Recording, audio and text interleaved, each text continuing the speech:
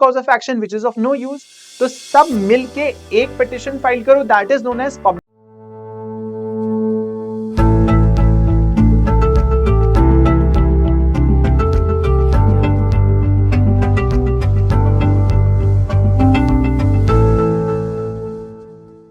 So hello and welcome to another lecture, and the topic of this lecture is Shreya Singhal versus Union of India।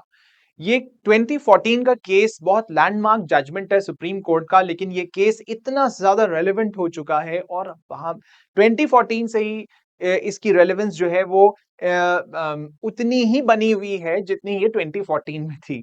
Shreya Singhal versus union of India के case में supreme court ने एक ऐसे provision को, information technology act 2000 के एक ऐसे provision को जो आर्टिकल 19(1)(a) को वायलेट कर रहा था, freedom of speech and expression को वायलेट कर रहा था, उसको असंवैधानिक घोषित कर दिया। जुडिशियल रिव्यू की पावर से उसको असंवैधानिक घोषित कर दिया, अनकॉन्स्टिट्यूशनल डिक्लेयर कर दिया। तो Shreya Singhal versus union of India, इस केस में रिट पिटिशन क्रिमिनल फाइल हुआ था in 2012, and on the bench was Justice Chelameshwar and Justice R.F. Nariman. Okay. The petitioner, what are the facts of the case?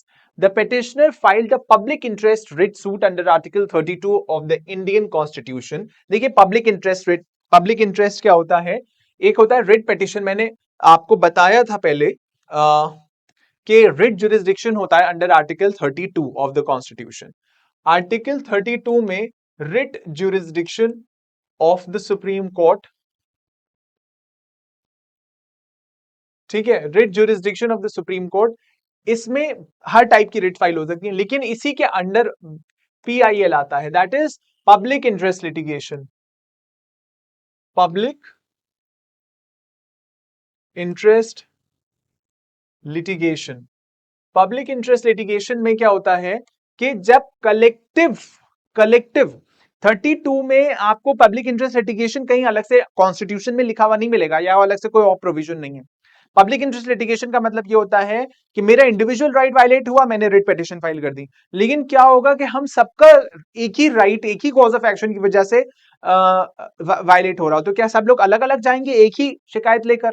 तो ऐसे तो multiplicity of litigations हो जाएंगे against the same cause of action which is of no use. तो सब मिलके एक petition file करो, that is known as public interest litigation. The concept was borrowed from United States of America. Okay, and Justice V. Krishna Iyer was very instrumental in introducing this. Okay, the petitioner filed a public interest writ suit under Article 32 of the Indian Constitution, asking the Supreme Court to declare Section 66A, 69A, and 79 of the IT Act ultra virus to the Indian Constitution. The petition claimed that the wording of these laws is broad and vague. The petitioner also stated that the goal of these clauses is to abuse it recklessly and thus falls outside the scope of Articles 14, 19(1)(a) and 21. Menacing, offensive, annoyance, inconvenience, obstruction, danger and insult are all terms that are not defined in any act. अच्छा, menace क्या होता है? मैं एक officer हूं, मुझे लग रहा है ये menace है, पब्लिक को लग रहा है menace नहीं है, तो मेरी मर्जी है, इसका मतलब मेरा पर्सनल अंडरस्टैंडिंग अगर किसी चीज में शामिल हो रही हो, दैट मीन्स कि वो टर्म वेग है, अनडिफाइंड है। अगर वो चीज डिफाइंड हो जाए concretely, what is a menace, तो प्रॉब्लम खत्म हो जाए। मेनेस से ऑफेंसिव हो सकता है, मुझे कोई भी छोटी बात जो जनरली ऑफेंसिव ना हो लगे, लेकिन वो मुझे ऑफेंसिव ना होती हो, मुझे ऑफेंसिव लगे। Okay, annoyance, inconvenience, obstruction, danger and insult, ये सारे टर्म्स बड़े वेग होते हैं। पब्लिक ऑर्डर वेग है, डिसेंसी एंड मोरालिटी वेग है, कहीं डिफाइंड नहीं है, लेकिन वो एक्चुअली स्टेट एजेंसीज को ये बहाना मिल जाता है कि हम तो इसको ऐसे इंटरप्रेट कर रहे हैं, इसलिए हमारे लिए ये ऑब्स्ट्रक्शन है, हमारे लिए ये जो है वो एनोयंस है। तो इसलिए क्वेश्चन वाज कि जो वर्ड्स यूज हो रहे हैं इन सेक्शंस के अंदर, इनको खत्म किया जाए। As a result, it is more vulnerable to undesired abuse. Aside from that, the distinction drawn between citizens and netizens of the country was deemed arbitrary and in violation of Article 19(1)(a) of the Constitution, which guarantees freedom of expression. It was claimed that the distinction allows police personnel the right to detain netizens for remarks that can also be expressed by ordinary people of the country. As a result, the fundamental right to equality enshrined in Article 14 of the Indian Constitution is violated. Now, issues क्या-क्या बने Supreme Court के सामने? Whether Section 66A, 69A and 79 of the IT Act 2000 are constitutionally valid. Section 66A of the IT Act, 69A IT Act, 79 IT Act, Article 14, 19(1)(a) and 21 of the Constitution of India. ये सारे laws involved थे. Petitioner के क्या arguments थे?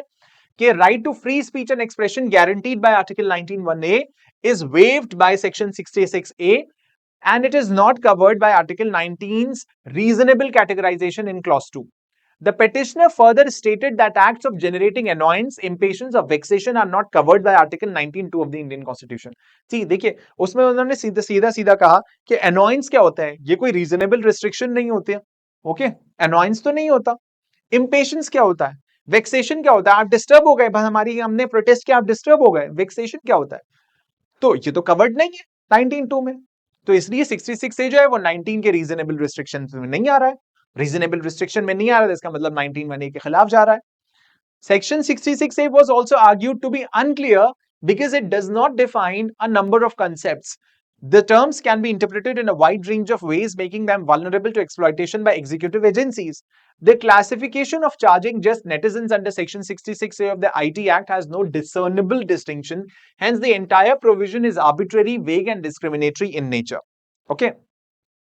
Arguments of the respondent. Respondent का क्या कहना था? यानी कि Union of India का. The respondent argued that it is the legislature's responsibility to satisfy people's need and that the judiciary will only intervene if the statute is in violation of Part 3 of the Indian Constitution. उन्होंने कहा देखिए ये legislature का काम है कि कौन सा वर्ड बेहतर है कौन सा नहीं है. ये जुडिशरी तभी इंटरफेयर करे जब क्लियर वायलेशन हो रहा हो पार्ट 3 का. ये उन्होंने कहा. Furthermore, the respondent claimed that there is a presumption that the statute in question is intra-vires to it. उन्होंने कहा ऐसा कुछ नहीं है, ultra-vires नहीं है, intra-vires है in consonance with the Constitution. The court of law has the power to interpret the law in a way that makes it justly enforceable while also reading down the complexities of the rules. The executive's abuse of legislation cannot be the primary basis for declaring a law ultra-vires to the Indian Constitution. In the law, broad terms are employed to defend citizens' right from those who infringe on them using this medium. The vagueness of the law is not a reason to declare a piece of legislation ultra-vires to the Constitution, especially when it is regarded qualified and just in another way. Now let us see what the judgment was.